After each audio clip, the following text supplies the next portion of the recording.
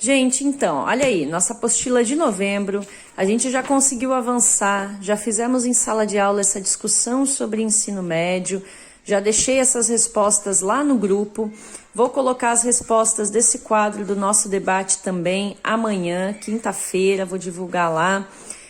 Nós, na sala de aula, já lemos esse conteúdo sobre cultura quilombola, assistimos vários vídeos sobre a história, né, do Quilombo do Campinho, a luta deles pela titulação da terra. A gente também assistiu vídeos sobre Kabengele Munanga, falando um pouco sobre o preconceito, sobre africanidades. Escutamos mulheres falando sobre o jongo. Conhecemos um poeta chamado Kuti, que também falou sobre isso. Escutamos várias poesias de matrizes africanas, né, para a gente pensar um pouco sobre a importância da contribuição desses povos para a nossa identidade brasileira, certo? Porém, faltou a gente realizar junto essas atividades aqui sobre o capítulo 8 do nosso livro didático, Africanidades, Poesia e Ritmo na Música Brasileira. A gente conversou sobre isso, mas essas atividades aqui não foram realizadas em sala de aula, certo? Eu enviei e já disponibilizei para vocês o nosso livro didático na versão do livro do professor, com as respostas. Por que eu fiz isso? Porque quando a gente lê as respostas e faz o exercício de escrever as nossas próprias respostas, a gente também está estudando, certo? Então, o primeiro passo para a gente fazer essas atividades aqui é ler os textos das páginas 146 a 151, que vai falar sobre africanidades, sobre o jongo, novamente sobre o Kabengele Munanga, sobre o Kuti e sobre uma artista chamada Clementina de Jesus, ok? São estas páginas aqui do livro, né? Vejam só, então é ler com atenção esse conteúdo, ok? A história da Clementina de Jesus também, que é essa senhora linda aqui. Olha só, né, o textinho sobre ela. A hora que terminar a leitura desse texto, a gente começa a resposta dessas questões. O que é o conceito de africanidades na definição de Kabengele? Kabengele é o autor que aparece no nosso livro didático, na página 146. Olha aqui o professor Kabengele Munanga, né? Então tem que ler esse textinho, interpretar o que ele entende por africanidades e escrever aqui, tudo bem? A questão número 2 é uma questão que envolve fotografia. A gente vai observar a imagem do Grupo Cultural Jongo da Serrinha, que está aqui no livro, essa imagem linda aqui, certo?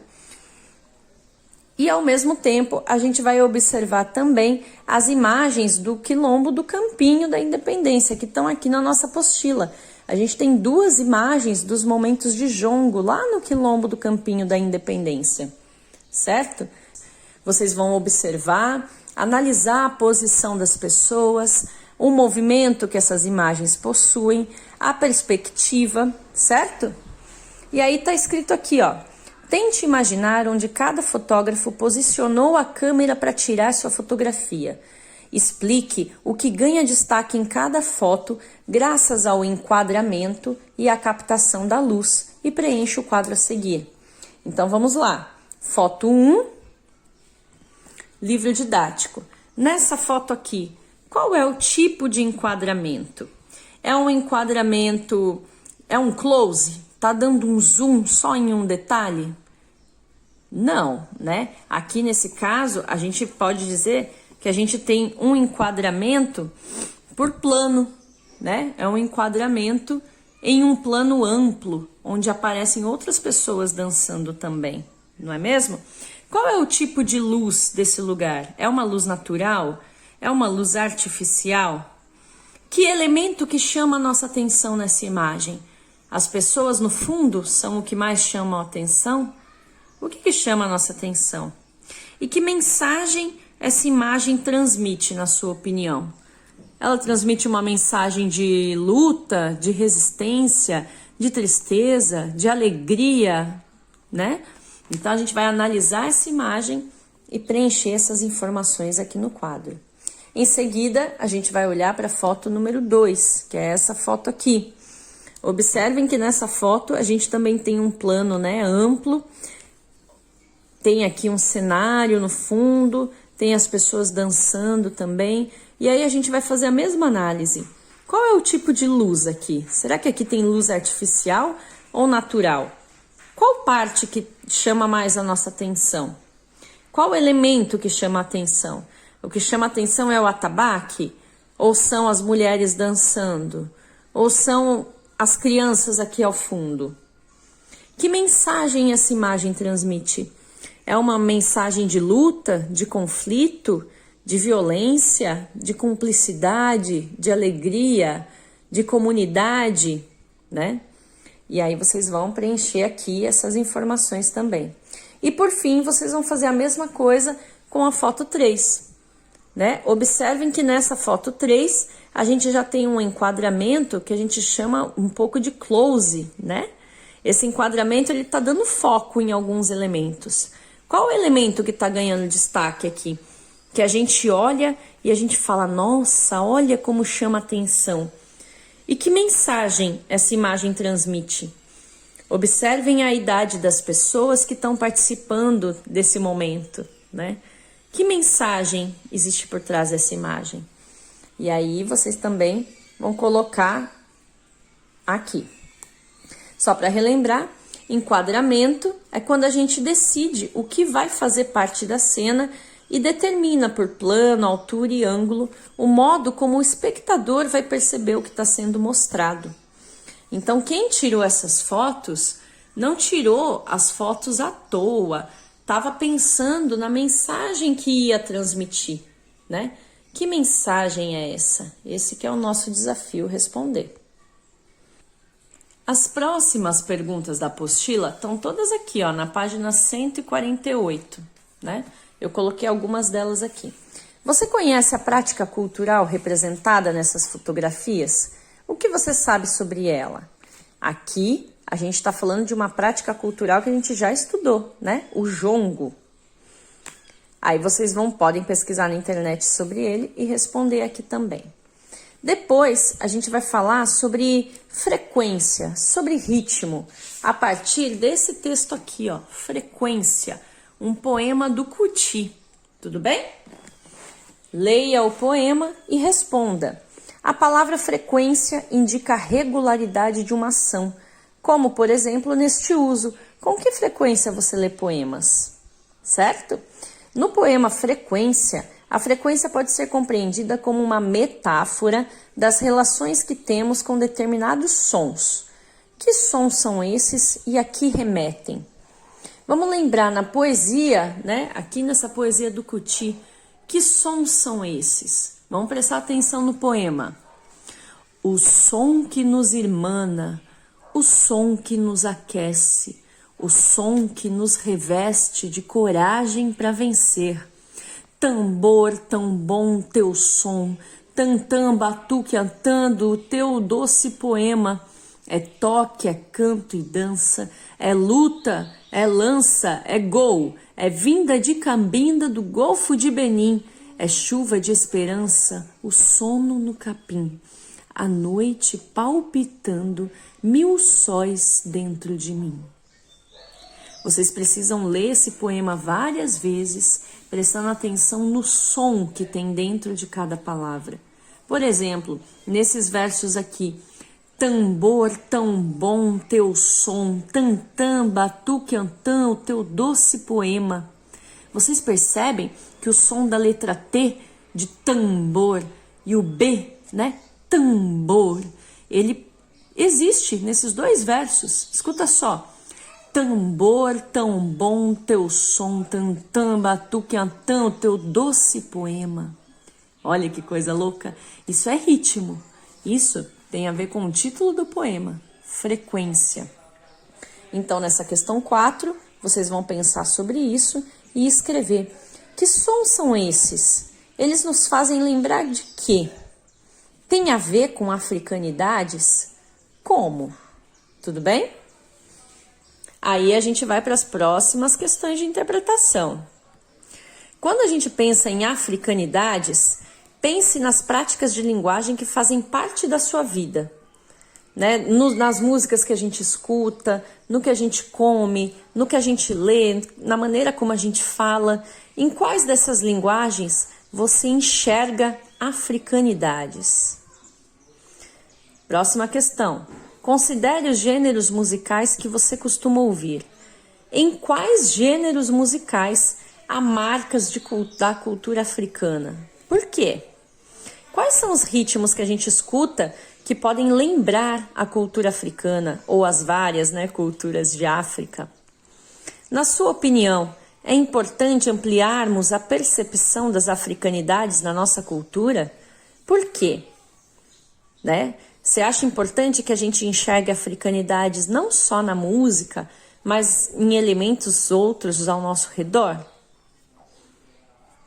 Aí, então, a gente vai concentrar no texto das páginas 149 e 151 sobre Clementina de Jesus para responder.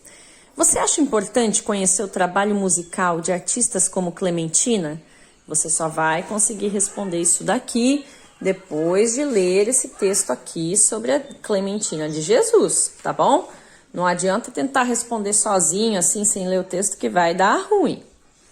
Dos artistas com quem Clementina gravou, quais você conhece ou já ouviu falar? Então, enquanto vocês leem esses textos, esse texto aqui sobre a Clementina, vão anotando do lado os nomes que aparecem, tudo bem? Aí, a gente entra num outro tema que tem muito a ver também com africanidades e com poesia. São os viçungos. Então, vai ser necessário ler este conteúdo aqui, ó, da página 152, 153, até aqui assim, ó, da 154. Todo esse conteúdo vai ser necessário ler. A 155 também, que vai explicar o que é o jongo.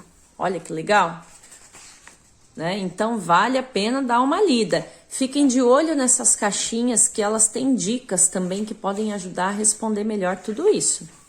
Depois que ler esse texto, então, sobre os viçungos, a gente vai responder, certo?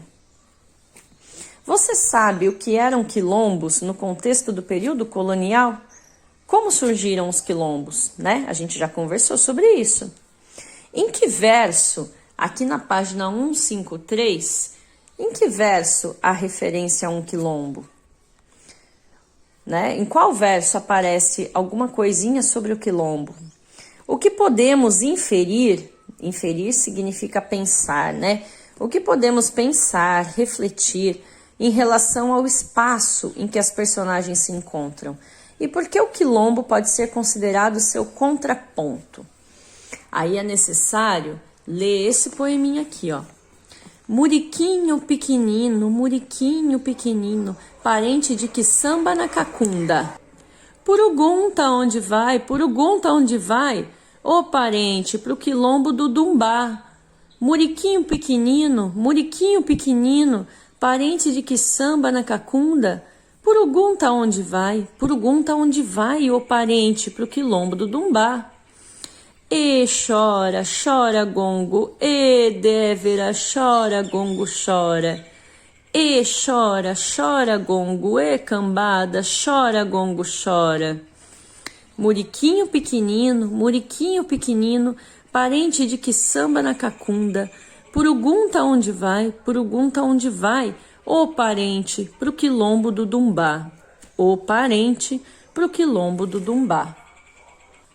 Então, sobre esse poema aqui, a gente vai responder. Em que verso há referência a um quilombo? O que podemos pensar sobre o espaço e as personagens do poema? Por que o quilombo pode ser considerado seu contraponto? Relacione o que sabe sobre o contexto de produção dos viçungos. Então, precisa ler todas as caixinhas de texto aqui que aparecem para poder responder com qualidade. Tudo bem? Que sentido parece haver no uso da palavra parente? O que na caracterização da personagem faz com que o parente infira que o Muriquinho está se preparando para sair? Quem é o Muriquinho? Tem que ler o texto para saber. Tem que ler as caixinhas, né, de informação, que tem informação extra, para também saber, para não escrever besteira, tá bom? Ainda sobre os viçungos, agora a gente vai analisar a poesia. Considerando as características dos viçungos, que uma delas é a repetição dos versos, né? Considerando as condições em que foram produzidos, que importância essa repetição teve para que os viçungos se tornassem uma prática compartilhada? Vamos voltar para o poema e reparar que várias palavras são repetidas, né? São faladas várias vezes. Por quê? Por que será? Que relação você estabelece entre a repetição dos versos e o ritmo do viçungo? Né? Que palavra usada no viçungo é uma variante de moleque? Quer dizer, que palavra que aparece no viçungo que significa moleque? Que elementos de sentido tem para nós, leitores e ouvintes do século XXI, o uso do diminutivo na palavra escolhida para referenciar o personagem central no viçungo? E que adjetivo reforça esses sentidos? Então aqui, repete muito, muriquinho, muriquinho, muriquinho, não é verdade? Que importância essa repetição tem para esse viçungo? Ou aqui, né, que também repete os versos, que importância isso tem para um viçungo? E por fim, né, na nossa última página da apostila, a gente vai ler o texto da página 155 e aí responder as perguntas. Em que verso do poema Canto 2 que você leu ocorre a personificação? Personificação é isso aqui, é uma figura de linguagem. Leia com cautela esse significado e procure naquele poema da página 153, né, nesse poema aqui, a gente tem que procurar onde que acontece personificação, tudo bem? E como você interpreta essa personificação no contexto? Aí a gente entra na página 156, 155, que vai falar sobre jongo. E também vai usar outras linguagens, outras figuras de linguagem. Comparação e metáfora, antítese. Então é preciso ler esses quadrinhos com atenção. Considerando o contexto de produção, como você interpreta a metáfora dormir no verso tava dormindo? Né? Esse verso aparece ali em um dos poemas. E aí, o que você acha que ele significa? Retome o conceito de personificação explorado na leitura do viçungo. Em que verso do ponto de jongo também ocorre personificação? Essa questão aqui sobre repetição do verso tava dormindo está na página 155, aqui embaixo, ó. Tava dormindo, Cangoma me chamou. Tava dormindo, Cangoma me chamou. Disse, levanta, povo, cativeiro já acabou. Certo? É esse aqui. Então, olha lá. Como você interpreta essa personificação? Onde que acontece personificação? Que comparações você estabelece entre a personificação no ponto do jongo e no viçungo? O que há de comum e de diferente quanto à escolha dos objetos personificados e ao ponto de vista que expressam a condição escrava? Então, a gente tem que ficar de olho no significado das palavras, hein? E aqui no finalzinho tem uma oficina de leitura e podcast que a gente ainda vai tentar fazer, mas não sei se vai dar tempo não, tá bom? Então, respondeu essas questões, põe o nome na apostila e entrega para a professora na escola.